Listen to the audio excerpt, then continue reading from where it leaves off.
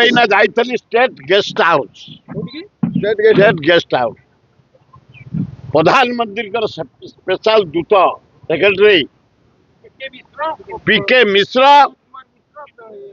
ଶଶି ଦାସ ଦି ଜଣ ଅଛନ୍ତି ତାଙ୍କୁ ସାକ୍ଷାତ କରିବା ପାଇଁ। ପରଦିନ ଯାଇଥିଲି ସେ ପୁରୀ ଯାଇଥିଲେ ଏବଂ ଇଏ ଯାଇଥିଲେ କେଉଁଝର ମାଙ୍କ ନା କୋଉଠି କଟେ ସେ କଣ କି ଲିଙ୍ଗରାଜ ପାଖରେ ରହିଲେ ଖାଲି ଲିଙ୍ଗରାଜ ରହିଗଲା ତଥାପି ମୁଁ ତ ମାନେ ନା ମା ଦୁର୍ଗା ସେ ମା ଲକ୍ଷ୍ମୀ ସେ ତାରିଣୀ କି ଯାଇଥିଲେ କିଏ ଯାଇଥିଲେ ଜଗନ୍ନାଥଙ୍କୁ। ଆଜି ମୁଁ ଯାଇଥିଲି ତମେ ଦି ଜଣ ଯାକ ଓଡିଆ। ଆରେ ଶୁଣ ଆଗ ଓଡିଆ ଆମ ଭାଗ୍ୟ ବଢିଆ। ତମେ ଏଇଟା ପ୍ରଧାନମନ୍ତ୍ରୀଙ୍କ ଡାହାଣ ହାତ ବାଁ ହାତ ହେଇଛ। ଇଏ ମୁଁ ଯାହା ଦେଖିଲି ଆମର ନରେନ୍ଦ୍ର ମୋଦି ଗୋଟେ ହିମାଳୟ ଭଳିଆ ବଡ ବଡ କଥା କହୁଛି ଆଉ ତଳୁକୁ ଅନଉନି। ଚା ବିକ୍ରି କରୁଥିଲା ତା ବାପା ସେ କଥା କହୁନି। ନରେନ୍ଦ୍ର ମୋଦି ହିମାଳୟ ଉପରେ ଚଢିକିରି କହୁଛି ତମେ ଦି ଜଣ ଓଡିଆ ଅଛ ତମେ ଯେତେ ଯୋଜନା ଆଣ। ଗଡକରୀ ଆଇଲା କହିଲା ଆମେରିକା ରୋଡ କରିଦିଅ। ଆମେରିକା ନା ଜର୍ମାନ ରୋଡ କରିଦବ ମତେ ହବା।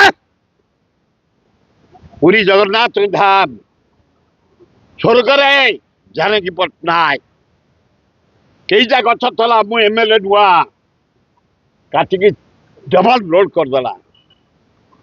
ଜାନକୀ ପଟ୍ଟନାୟକ ଭୁବନେଶ୍ୱରରୁ ପୁରୀ କୋଣାର୍କ ମରିନ ଡ୍ରାଇଭ କରିଦେଲା। ଜାନକୀ ପଟ୍ଟନାୟକ ସ୍ତବ୍ଧ ହେଇଥିଲା। ତାପରେ ହେଲା ନବୀନ ପଟ୍ଟନାୟକ ଆଉ ଗୋଟେ ଦୋହରା ରୋଡ କରିଦେଲା ଭୁବନେଶ୍ୱରରୁ ପୁରୀ। ଏବଂ ଅଲରେଡି ଲ୍ୟାଣ୍ଡ ଆକ୍ୱିଜିସନ ଘର ଭଙ୍ଗା ହେଇଗଲାଣି ଟଙ୍କା ଦିଆ ହେଇଗଲାଣି ଭୁବନେଶ୍ୱରରୁ ପୁରୀ। ଆଉ ଗୋଟେ ଲେନ୍ ନବୀନ ପଟ୍ଟନାୟକ ସରିଛି। 5 ଟିକିଆ ରୋଡ ହଉଛି କାମ ହେଇଗଲାଣି। କିଛି ଘର ଆକ୍ୱିଜିସନ ଟଙ୍କା ଦିଆ ହେଇଗଲାଣି ଭଙ୍ଗା ହେଇଗଲାଣି। এইটু ଦେଖିବ ଭୁବନେଶ୍ୱରରୁ ପୁରୀ ସେଇଆକୁ ସମ୍ପୂର୍ଣ୍ଣ କରିଦିଆ ହେ। ଆମେରିକା ଆମକୁ ଦେଖାଉନି ଆମେ ଭାରତୀୟ ମହାନ ଭାରତ ଆମର ହିମାଳୟରୁ କନ୍ୟାକୁମାରୀ ଆମ ରୋଡ ଆମର ହେଇଯାଉ। ଜଗନ୍ନାଥଙ୍କ ପର୍ଯ୍ୟନ୍ତ 5 ଟିକିଆ ରୋଡ ହେଇଯାଉ। ଏବଂ ଯୋଉ ଗଛ ଆମେ କାଟିଥିଲୁ ପୋତିଥିଲୁ ଏଇନା ଯୋଉ ଗଛ କଟା ହବ ଆହୁରି ଗଛ ପୋତା ହବ କରରେ। ଜଗନ୍ନାଥର ରୋଡକୁ ଗଛ ବନ୍ଦ କରିଦିଆଯାଉ। 5 ତଳିଆ ଥାକିଆ କରିଦିଆଯାଉ। ଏବଂ ଯୋଉ ମେରିନ ଡ୍ରାଇଭ ହେଇଛି ରେଳ ମନ୍ତ୍ରୀ ଭଲ ଲୋକଟିଏ ତମ ପାଖକୁ ଯେତେ ଥର ଯାଇଛି କାମ କରିଛ। ମୁଁ ଆପଣଙ୍କ ଜରିଆରେ ରେଳ ମନ୍ତ୍ରୀ କି ଧନ୍ୟବାଦ। ଜଟଣୀ ରେଳ ଷ୍ଟେସନ ମଡର୍ଣ୍ଣାଇଜ କରିବା ପାଇଁ ସେ କହିଥିଲା ବର୍ଷ ଭିତରେ ଉଦ୍ଘାଟନ କରିଦେଇଛି କରିକି। ଭୁବନେଶ୍ୱର ରେଳ ଷ୍ଟେସନକୁ ପୃଥିବୀ ସ୍ତରୀୟ ବିଶ୍ୱସ୍ତରୀୟ କରିବା ପାଇଁ ଡେଟ୍ ଦେଇଥିଲା। ମୁଁ ଏମଏଲଏ ଥିଲି ଆସି ଶୁଭ ଦେଇ କାମ ଚାଲିଛି ଜୋର। କିନ୍ତୁ ଯୋଡ଼ିଏ କାମ କରି ଲିଙ୍ଗରାଜଙ୍କ ନାଁରେ ଗୋଟେ ଏକ୍ସପ୍ରେସ ଭୁବନେଶ୍ୱରରୁ ଯିବ ଦିଲ୍ଲୀ ଗୋଟେ ଭୁବନେଶ୍ୱରରୁ ଯିବ ବମ୍ବେ ଜଟଣୀ ଦେଇ ହଁ କରିକି କରିନାହାନ୍ତି। ଏବଂ ତାଙ୍କୁ ଧନ୍ୟବାଦ। ତମେ ଯେତେ ଯାହା କର ପୁରୀରୁ କୋଣାର୍କ ଅଳ୍ପ ବାଟ ମେରିନ ଡ୍ରାଇଭ କରିଛି ଜାନକୀ ପଟ୍ଟନାୟକ।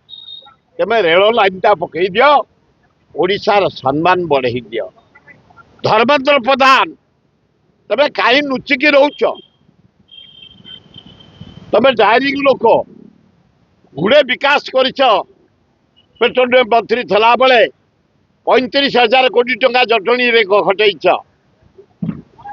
ମଡର୍ଣ୍ଣାଇଜ କରିଛ diesel depot gas depot petrol depot ମୋ ଗାଁ ଡିପୋ।